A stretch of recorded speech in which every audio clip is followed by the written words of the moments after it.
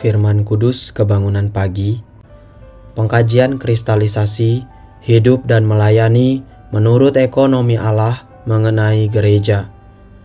Kehidupan doa yang tepat bagi kehidupan gereja yang tepat. Dasar ayat 1 Timotius pasal 2 ayat 1-2. Karena itu, pertama-tama aku menasihatkan, naikkanlah permohonan, doa syafaat dan ucapan syukur untuk semua orang, untuk raja-raja dan semua pembesar, agar kita dapat hidup tenang dan tentram dalam segala kesalehan dan kehormatan. Saudara-saudari, bila kita ingin memiliki suatu kehidupan gereja yang tepat, pertama-tama kita harus memiliki kehidupan doa. Para pemimpin, yaitu orang-orang yang meministrikan firman dalam gereja, harus lebih dulu memiliki kehidupan doa yang sedemikian. Ministri doa adalah prasyarat bagi administrasi dan penggembalaan sebuah gereja lokal. Jadi, Paulus menasihati Timotius agar menaikkan permohonan, doa syafaat, dan ucapan syukur bagi semua orang. Ini adalah perkataan pertama mengenai aspek positif kehidupan gereja yang Paulus ucapkan setelah membicarakan ekonomi Allah, dan setelah menugaskan Timotius untuk memperjuangkan perjuangan yang baik untuk ekonomi Allah. Timotius harus lebih dulu memiliki kehidupan doa. Prasyarat untuk memiliki kehidupan gereja yang tepat dalam pemulihan Tuhan hari ini adalah memiliki kehidupan doa. Gereja yang tepat adalah gereja yang berdoa. Gereja yang tanpa doa itu kasihan. Semua hal dalam pemulihan Tuhan harus penuh doa dan bersiaga melawan dosa keadaan tanpa doa ini. Para penatua dalam gereja-gereja harus menerima perintah Paulus agar pertama-tama berdoa. Saudara-saudari, kapan saja kita mendengar berita baik atau buruk mengenai gereja tertentu, kita harus berdoa. Jangan membahas situasinya, jangan bergosip tentang hal itu, dan jangan mengkritik. Cukup berdoa saja. Demikian pula bila Anda mendengar sesuatu mengenai seorang saleh atau mengenai seorang penatua, berdoalah untuk orang itu. Bila kita melatih diri kita untuk memiliki kehidupan doa, gereja akan menjadi hidup dan terangkat. Jika ada orang-orang yang mau menjadi Timotius hari ini untuk memprakarsai berdoa, yang lain akan mengikuti. Ini dapat diilustrasikan seperti cara sekawanan domba yang mengikuti beberapa ekor domba yang memimpin. Alih-alih banyak berbicara dan bahkan banyak bekerja, kita harus lebih banyak berdoa. Kalau Anda mendengar bahwa ada seorang beriman yang lemah atau undur, jangan membicarakan orang itu dan jangan mengkritiknya. Lagi pula, jangan segera pergi menjenguknya. Sebaliknya, berdoalah baginya, perlu atau tidak menjenguknya tergantung pada pimpinan Tuhan. Jangan melakukan sesuatu dengan gegabah.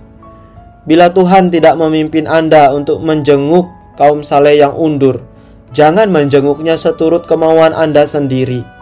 Dalam menjenguk kaum saleh pun, kita bisa saja bertindak gegabah. Tetapi bila melalui doa kita, Tuhan dengan tegas memimpin kita untuk menjenguk seseorang, penjengukan itu akan bermanfaat.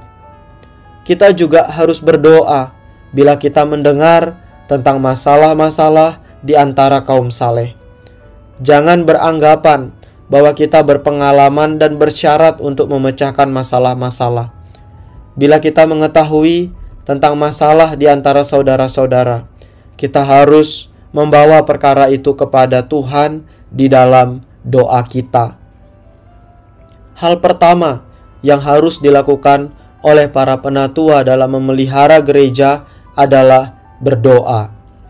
Jangan membuat keputusan tanpa berdoa.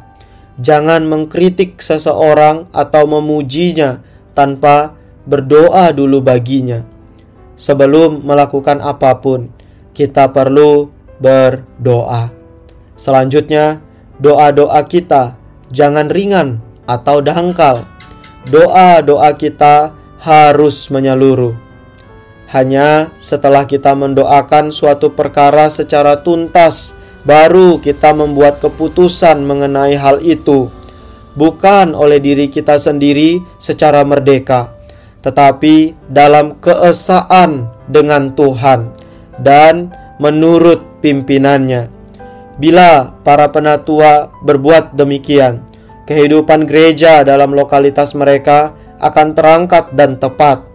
Jika kita menjamah roh Paulus dalam 1 Timotius pasal 2 ayat 1-7, kita akan merasakan bebannya bahwa orang-orang yang memimpin dalam kehidupan gereja harus memiliki kehidupan doa.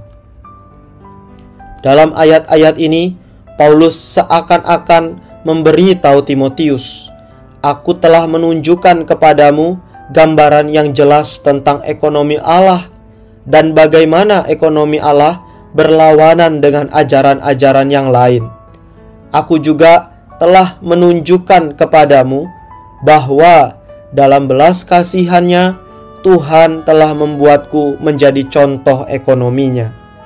Aku juga telah menugaskanmu dengan sungguh-sungguh untuk memperjuangkan perjuangan yang baik bagi ekonomi Allah.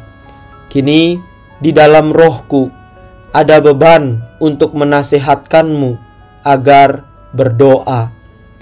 Aku menasihatkan agar permohonan, doa, syafaat, ucapan syukur dinaikkan bagi semua orang. Jangan mengira bahwa ajaran mendahului doa.